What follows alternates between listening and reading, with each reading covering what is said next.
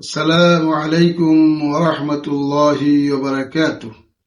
সম্মানিত উপস্থিতি, সকলকে জানাই প্রাণঢালা অভিনন্দন।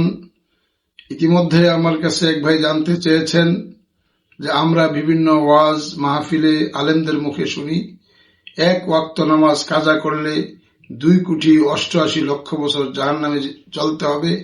এই বিষয়টি সম্পর্কে কোরআন হাদিসের আপনার অভিমত কোরআন হাদিসের দৃষ্টিতে জানতে চাই। সম্মানিত উপস্থিতি, মূলত আসলে এই 1 হোক বা 80 হোক বা 2,88,00,000 বছর এই জাতীয় কোনো কথা কোন কোরআন ও হাদিসের কোন জায়গায় সুনির্দিষ্টভাবে এমন কোন সংখ্যার উল্লেখ নাই। আপনারা শুনতে পাচ্ছেন বিভিন্ন ওয়াইজিনদের কাছ থেকে, বিভিন্ন বক্তাদের কাছ থেকে। আমি বলবো, এই জাতীয় কেউ যদি হাদিস বলে থাকেন তাহলে এটা ভিত্তিহীন এবং জাল হাদিস।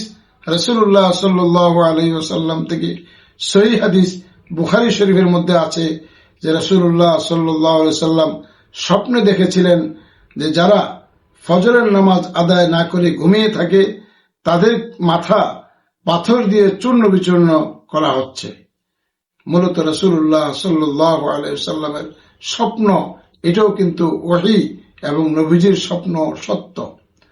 রাসূলুল্লাহ সাল্লাল্লাহু আলাইহি ওয়াসাল্লাম বলেছেন, যারা নামাজের প্রতি উদাসীন, মৃত্যুর পরে তাদের যত নেক আমল আছে কোনোটাই আল্লাহর কাছে গ্রহণযোগ্য হবে না।